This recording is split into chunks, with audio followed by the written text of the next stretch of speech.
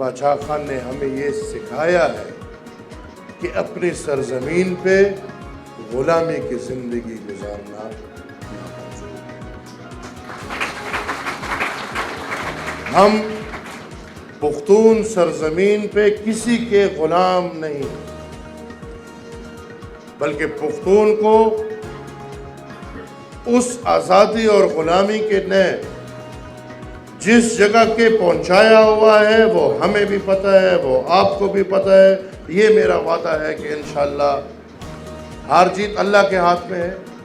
हर कदम इसी के लिए होगा कि अपनी कौम की बुनियादी आज़ादी, उसके साथ साथ ये आज़ादी अगर हमें मिलती है तो ये इस बुनियाद पे हमें मिलेगी कि पाकिस्तान में ये अकल सीखना होगा कि हर इदारे को आइन के अंदर रहते हुए, जो आइनी दायरा इख्तियार है उसके अंदर रहते हुए अपना काम करना होगा।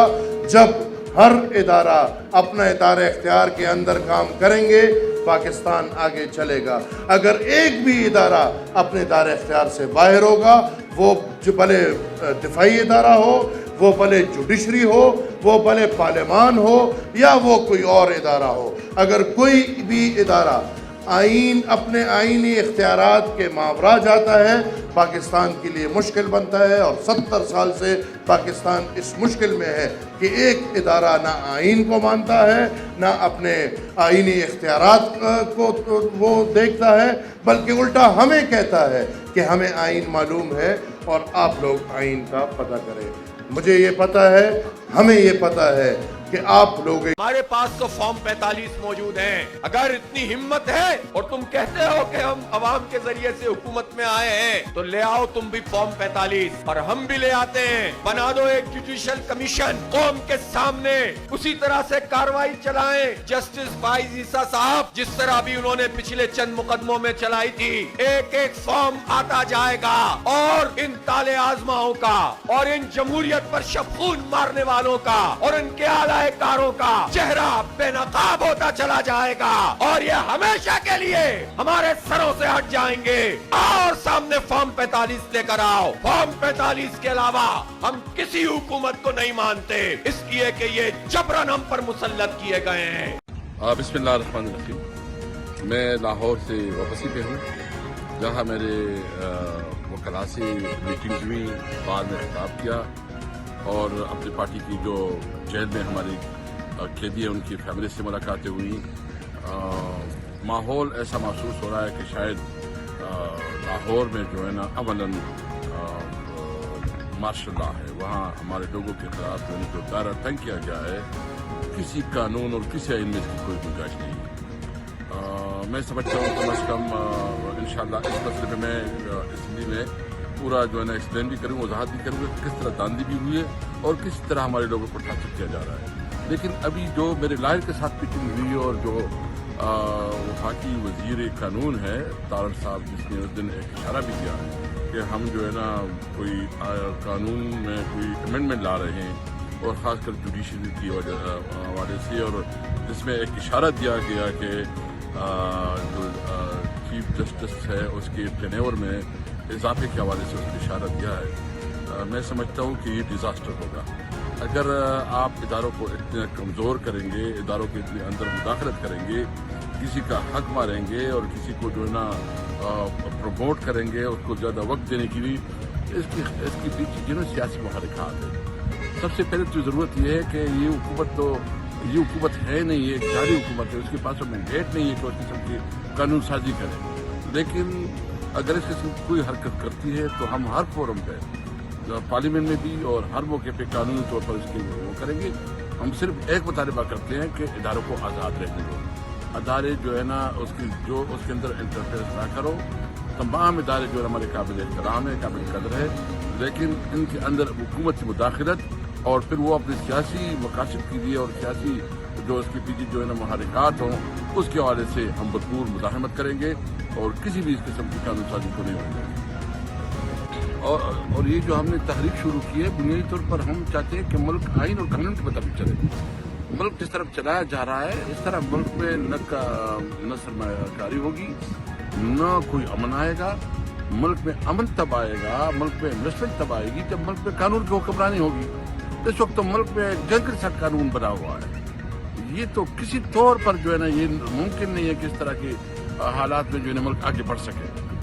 इसलिए हमने इंशाअल्लाह ताला अभी सीनियर भी कर रहे हैं आर्ट को, तमाम हम सीनियर लॉयर्स को फाक है। तो इस निज़ाम को पता है कि अगर हमने ये चोरी डकैती लूट मार का निज़ाम, ये तबाही और बर्बादी का निज़ाम बरकरार रखना है तो उसके लिए जस्टिस काजी फाइज़ ईसा साहब की मौजूदगी बहुत ज़रूरी है।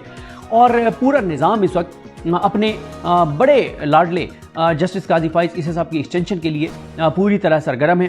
और लेकिन ख़बर यह है कि नवाज शरीफ, ये पूरा निज़ाम और पीटीआई ये आमने सामने है। पीटीआई जो है वो बहुत सख्त उन्होंने हिकमत अमली बना ली है और बहुत एग्रेसिव होने जा रही है पीटीआई इस मामले में।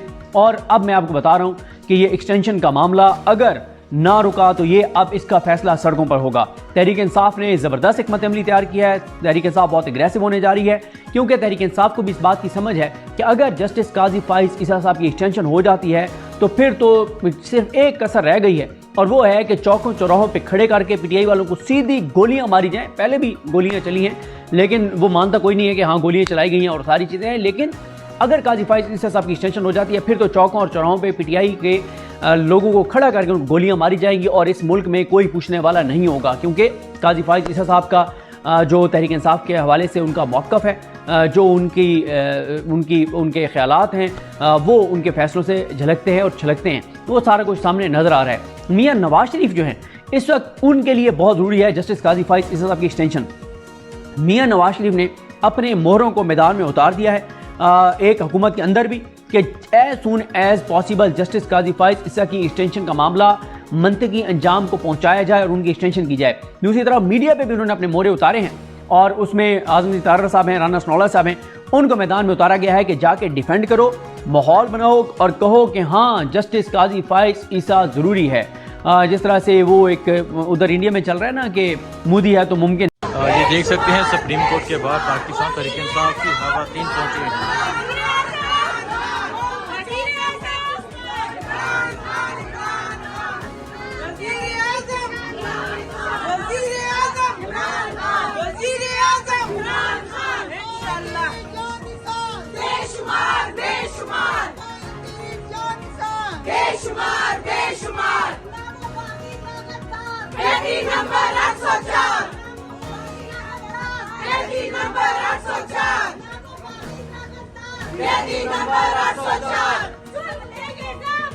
हम नहीं मानते,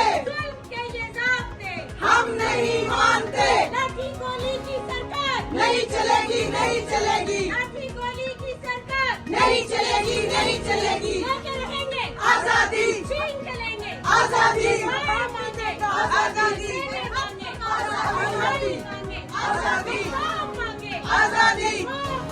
आजादी, छीन के लेंगे आजादी, हमारा आजादी। देखें जी पाकिस्तान तहरीक इंसाफ की ख़वातीन यहाँ पहुँची हैं। जैसा कि आप सबको पता है कि आज महसूस नशिस्तों के हवाले से फ़ैसला है तो पाकिस्तान तहरीक इंसाफ की ख़वातीन जिनकी महसूस नशिस्तें छीनी गई आज वो यहाँ पहुँची हैं। मुख्तलिफ रीजन से ख़वातीन यहाँ पहुँची हुई हैं। ये सुप्रीम कोर्ट है, यहाँ समाअत जारी है और इस तरफ पाकिस्तान तहरीक इंसाफ की ख़वातीन पहुँची हैं। कैदी नंबर 804 के नारे लगाए गए, इमरान खान के नारे लगाए गए। अभी आपको ये मनाजर दिखा रहा हूँ, ये सुप्रीम कोर्ट के मनाजर हैं। अगर आपको आगे की तरफ दिखाएं। आर्टिकल 51 बिल्कुल क्लियर है तो वो आपको बता रहे हैं प्रोपोर्शनल रिप्रेजेंटेशन के ऊपर कि जितनी आपकी सीटें होंगी उस हिसाब से आपको रिज़र्व सीट जो है वो मिलेगी। बिल्कुल क्लियर है, उसके अंदर कोई इब्हाम नहीं है। अब मुसीबत ये है कि इन्हीं इदारतों ने सिंबल के साथ जो हशर किया, रिज़र्व सीट के साथ जो हशर किया, और मेरा ये ख्याल है कि फैसल सिद्दीकी साहब ने कितना ज़बरदस्त ये बयान दिया कि जिनकी टोटल 4 सीटें थी उनको 10 सीटें दी गई।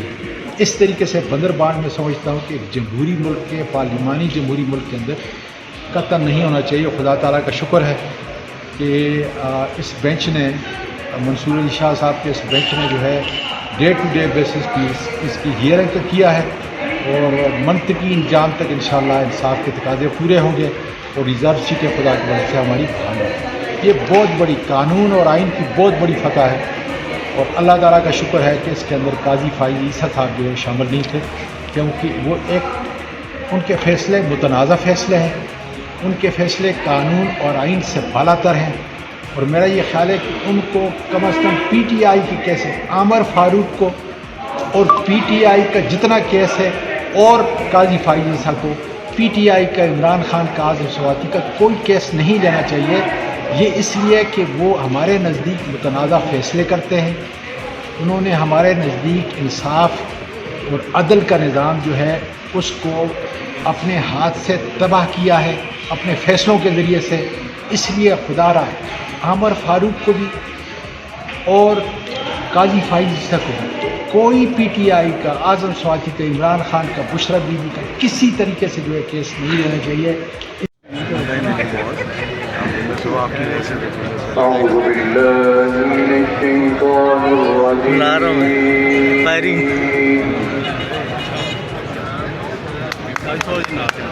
بسم الله الرحمن الرحيم.